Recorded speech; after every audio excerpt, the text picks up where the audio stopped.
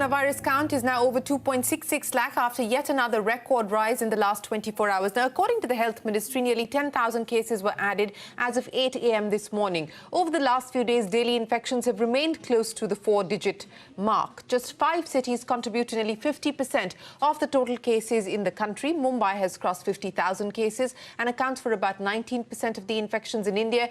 Delhi contributes to about 11% of the cases. In fact, the Delhi state government came out today and said that it is preparing for about 5.5 lakh cases by the end of next month, that's July. Speaking after a meeting of the disaster management officials, Deputy Chief Minister Manish Sisodia said the state may need 80,000 beds to cope with the cases by the end of July.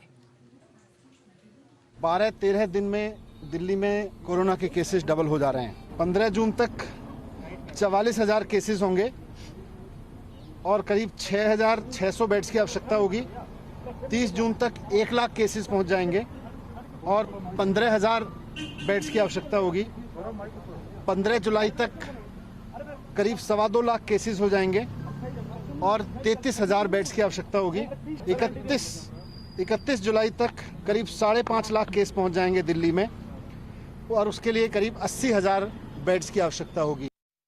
Well, that is the Deputy Chief Minister of Delhi, and this is the projection that is being given by the Delhi government on the back of a doubling rate in 12 to 13 days. So hoping to prepare for 80,000 beds.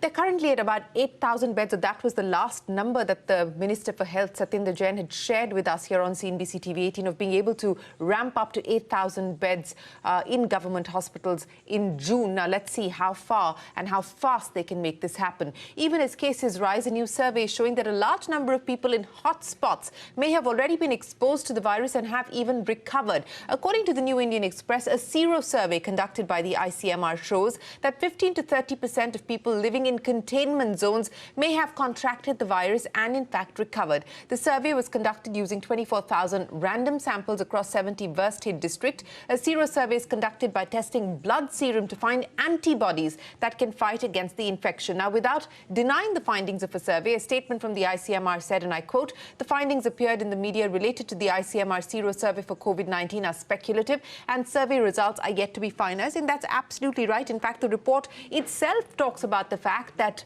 there are only some districts where the data has been finalized and other districts the data is in the process of finalization. The report itself mentions that very clearly. Meanwhile, in Mumbai, 2 major areas of the city that have emerged as hotspots earlier are seeing a drop in cases. So if you go by what is being reported, the Worli area reported over 60 cases on an average every day in the month of May. In June, it has dropped to 37, so that's good news there. It's a similar picture in Dharavi, where daily average of cases has dropped from 47 in May to 27 so far this month. But cases are still rising in other parts of Mumbai, and the city is ramping up its healthcare capacity. The Commissioner of the Mumbai Metropolitan Region Development Authority spoke to CNBC TV 18 about the plans to expand capacity at the COVID hospital in BKC. Phase 1 was specially made for semi-critical patients. So those who require isolation facilities, like people coming from slum areas, they cannot isolate themselves at their home. So they need space to go to isolation. So this facility, first facility was created keeping in mind the slum people of, and then phase 1. The phase 2 basically is coming up with 108 beds ICU facility with 1 unit of dialysis also attached to it, where 16 to 18 beds of dialysis will be there. So this ICU facility, and along with that, so completely around 2,000 beds we will be creating. Out of that, 108 beds will be ICU, and then around 20 beds will be dialysis facility, and rest of them will be 50% oxygen and non-oxygen facilities. Well, that is the MMRDA chief there on adding another 2,000 beds in that BKC location where a temporary facility has been set up. This is phase 2 as part of that. Now, in another key development, the World Health Organization is backtracking on an earlier claim. A new study by the WHO shows that asymptomatic spread of the virus, and I quote, is very rare. Majority of the COVID-19 cases are either asymptomatic or have mild symptoms. That has been the picture here in India.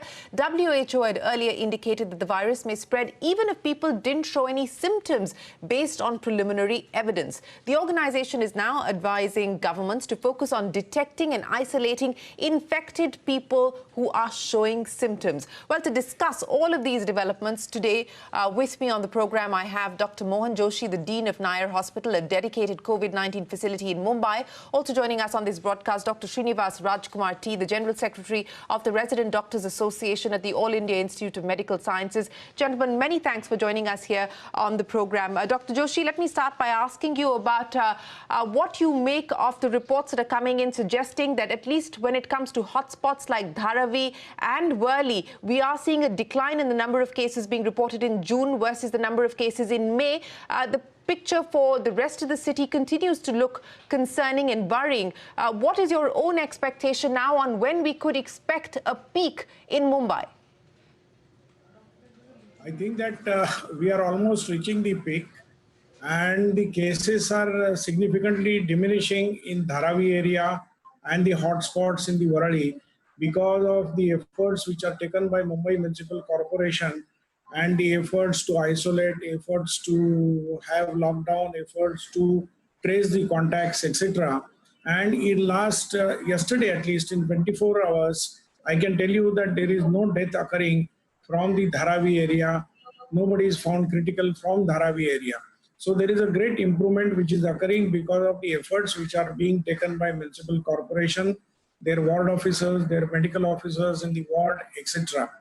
So that needs to be, a very scientific way of, treating the patients, getting the patients early for isolation, identifying happy hypoxic by doing large amount of survey of what is called as pulse oximetry survey and identifying people at an earlier stage. So the things are working well according to me. Well, very good. That's good news that you're sharing with us. You're saying that in Dharavi, there has been no death reported in the last 24 hours. Now, to your mind, sir, and, as we move towards numbers increasing, you believe that Mumbai is close to reaching its peak. We're already crossing the 50,000 mark for Mumbai city, sir. What is your expectation on what the increase could mean?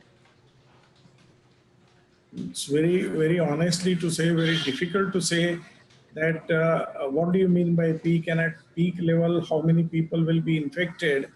But now to me the concern is not how many people are positive. To me the concern is how many patients are ill and how many patients are critically ill and how many deaths are occurring. That is what is the concern of me, that is what is the concern of Government of India, and that is what is the concern. Probably there may be many patients who are asymptomatic carriers who may, if tested, might come positive. But that is not the concern right now. The concern is how many people are critically ill, according to me. And we need to prevent deaths and we need to prevent, look after the patients who are critically ill. So that is diminishing gradually, very slowly. That is what I must say that. Okay, so you're saying that the picture when it comes to people requiring hospitalization and critical care is also showing an improvement, but very, very gradually. I'll come back to you in just a second, sir, but let me bring Dr. Rajkumar in. Dr. Rajkumar, we've had the Delhi government today coming out and saying that the doubling rate of about 12 to 13 days, that would put Delhi closer to 5.5 lakh cases by the end of July, and the government says that the need as far as hospital beds is concerned will be 80,000. Now, how do we create this kind of infrastructure? The Delhi government infrastructure, the last conversation that I had, they were hoping to ramp up to create 8,000 beds across Delhi government hospitals by June. What do you make of this? Absolutely. It is important to understand that healthcare infrastructure cannot be created in a day, even if you are able to create beds to train hospital personnel, nurses, doctors, and to get other things in place to treat patients is not an easy thing to do. And the stages with how we have dealt with the pandemic, the lockdown, then again, immediate reopening of services, and right now when the cases are rising, should we modify the lockdown strategy or do something to delay the peak? These are bigger policy issues which the governments have to coordinate among themselves. And again, there was a notice from Delhi government to restrict the hospital beds to only the Delhi residents, which again the Lieutenant Governor had asked to take it back. So there is a mismatch between how the state and the central government are coordinating in providing facilities for the people. And again, recently there was a open appeal by the chief minister to call people to do home-based monitoring of their symptoms and to come to hospital only when required. And many people following the same strategy have conveyed that they are not able to get beds when they get severe.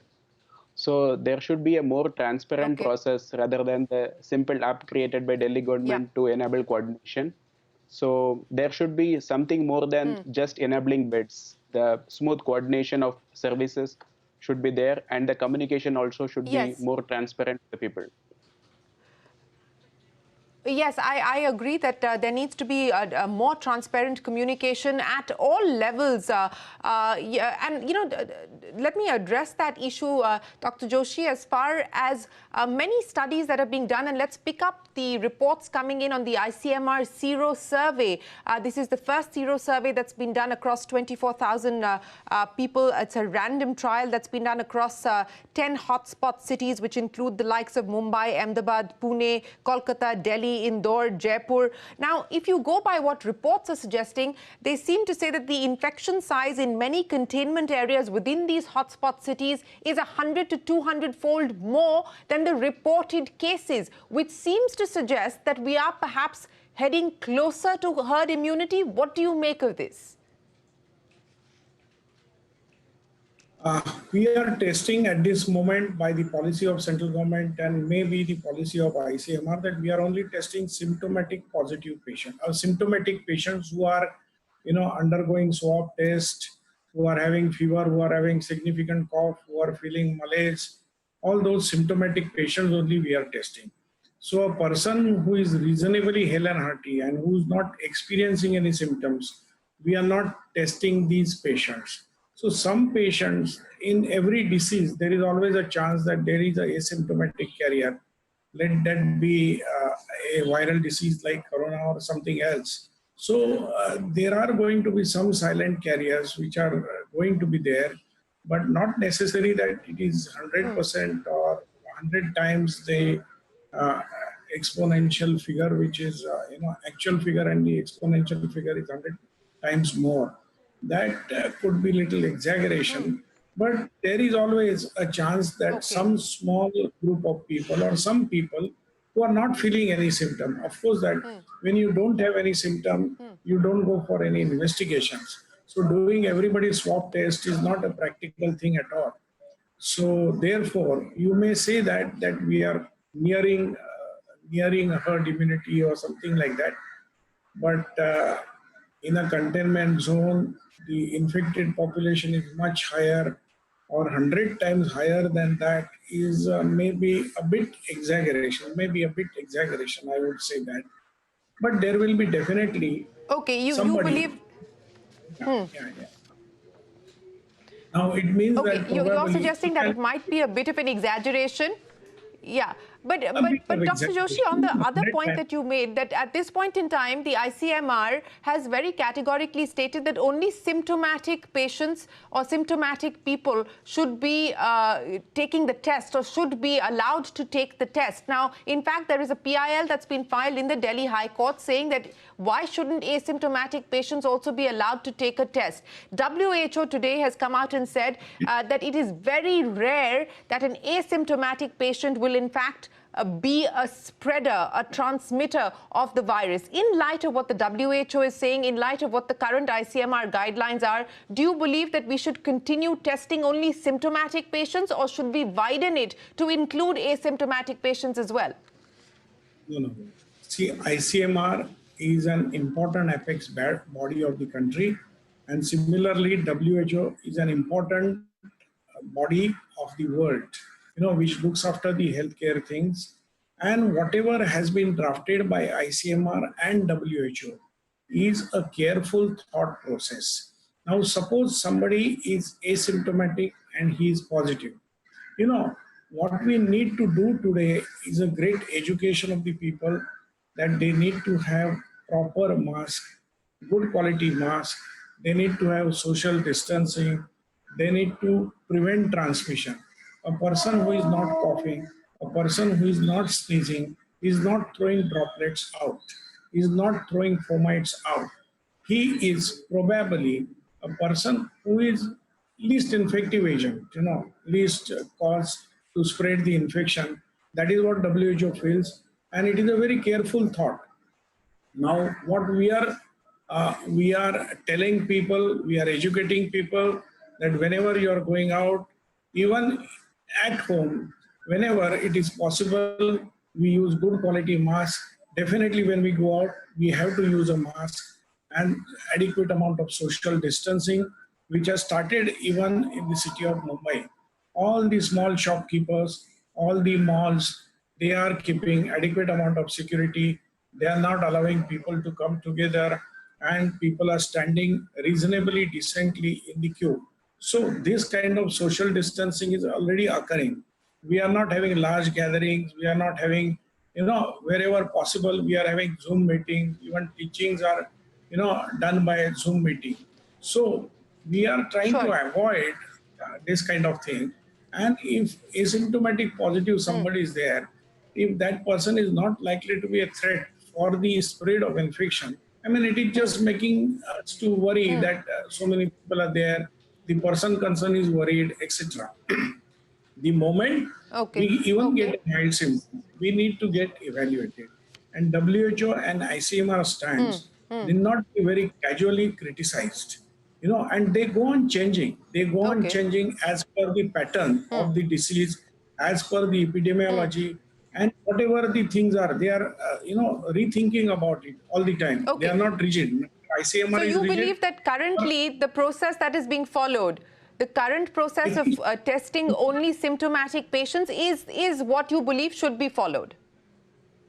At this moment, we can always rethink about it. We can Okay. always rethink Okay. about it. You understand Okay. that? Yeah, that is what is important.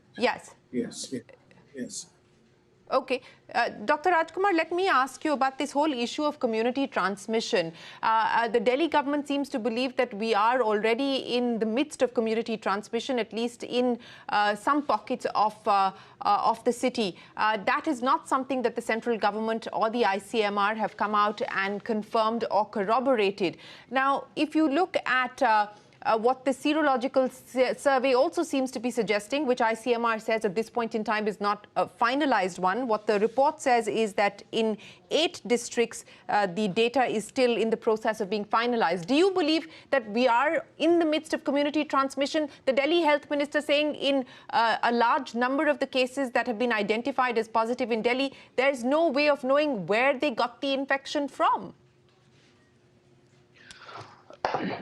There is a bigger issue to address. Basically, as of today, WHO and ICMR maintains that in certain clusters there is community transmission, but India as a whole doesn't have community transmission.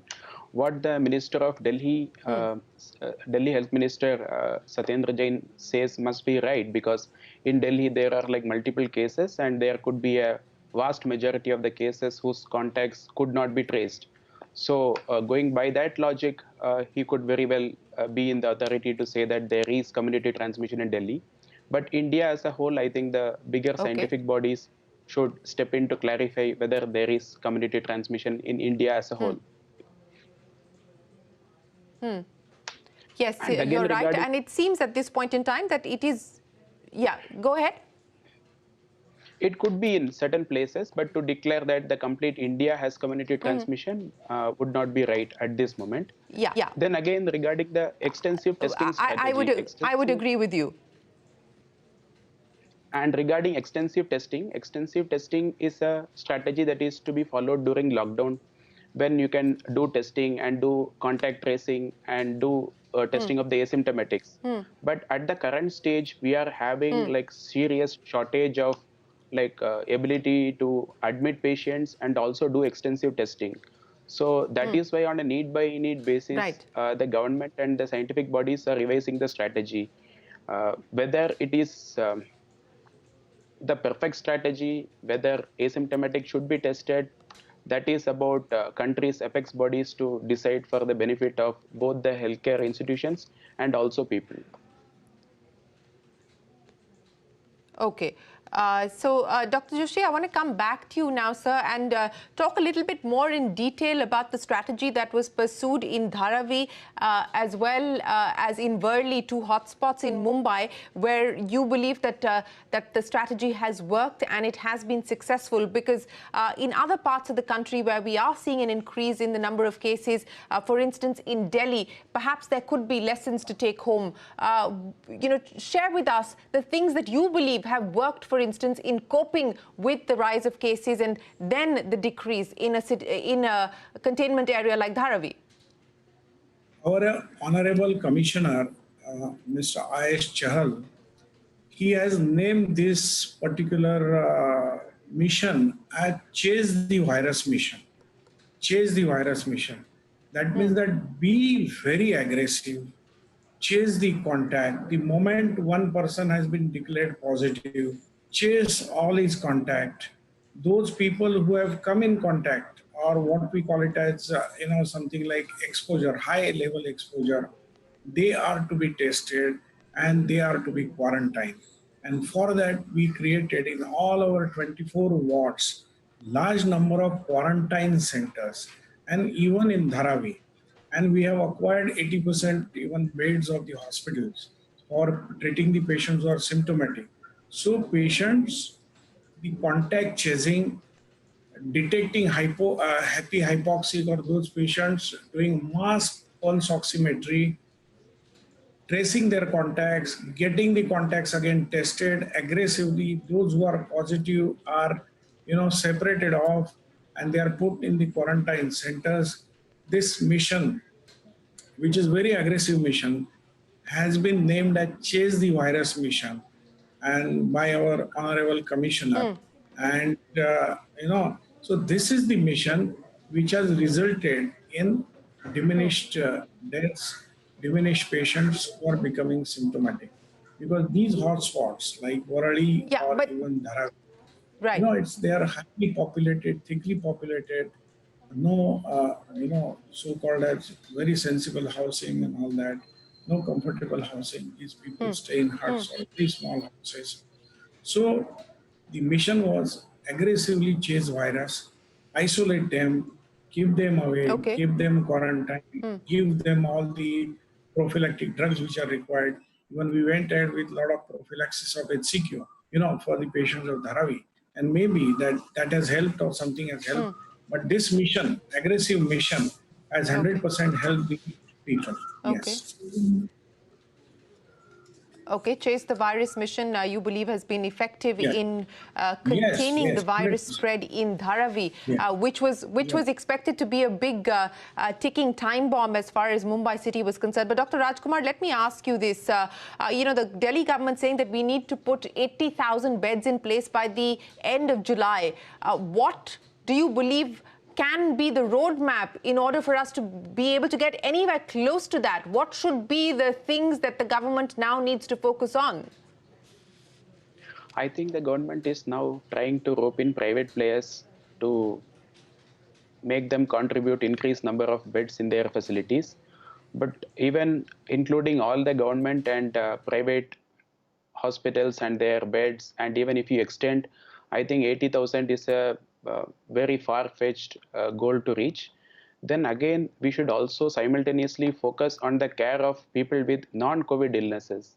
Even they are finding it difficult to access care. Even pregnant females are finding it difficult to reach hospital in time and get delivery. And even other serious illnesses, malignancies, they are finding it difficult to get treatment.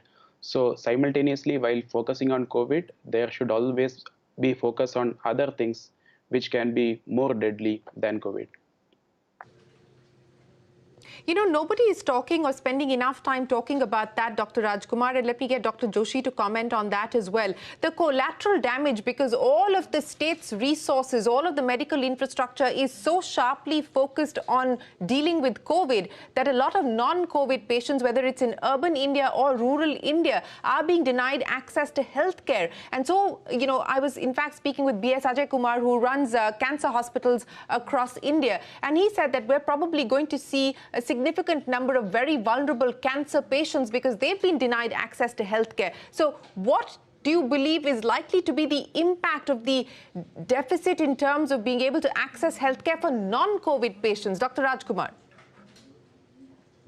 So already we are getting cases of even minor illnesses which could have been treated even with adequate intervention. Even pregnant females, if they could have reached in time, or even people having other infections, if they had reached in time, they could have survived. So there are surgeries which are being delayed because of the COVID, hospitals not admitting patients due to COVID. So there could be an increase in mortality related to causes other than COVID, which could have been treated if the other services were operating. But it is also important to understand the stress of operating non-COVID services. So a balance should be made between the COVID and non-COVID services. Okay. Dr. Joshi, a quick comment on that, on the need to now also focus on the non-COVID patients. And it is getting hard for, you know, the medical infrastructure to be able to cope. But, you know, that's a reality that we have to deal with as well. No. I will have to tell you that we in Mumbai have classified hospitals into 3 categories. One, dedicated COVID hospital, where their non-COVID work is very minuscule or hardly anything, number one. Number two, that hybrid hospitals where the COVID and non-COVID work is going on. And there is a number 3, where there is no COVID work, but only or large number of patients or majority of the patients are non-COVID ones. So by and large, today, the emergency work like fracture, dislocations, accident and emergency services, cancer services, which are progressive diseases, they are going on ordinarily in all the hospitals. That is one thing. Tata Hospital is also the major, cancer hospital is working. May not be working to its full strength. Yeah. The reason for not working in full strength may be that there is a lockdown, there is no proper way of transport, the number of employees are less, the number of nurses are less, etc. But by and large, we are classified the hospitals into total COVID, then hybrid hospitals. Hybrid hospital, both the things are equally going on with a lot of this thing. Now the important aspect which you must know, that people are not reporting. XYZ person may have a chest pain, but he's extremely afraid to go to a hospital because he feels that he will get contracted with COVID if he goes to hospital. And this kind of fear sometimes is causing little problem. The elective surgery, suppose a patient of surgery of hernia or hydrocele can be done later on. There is no problem.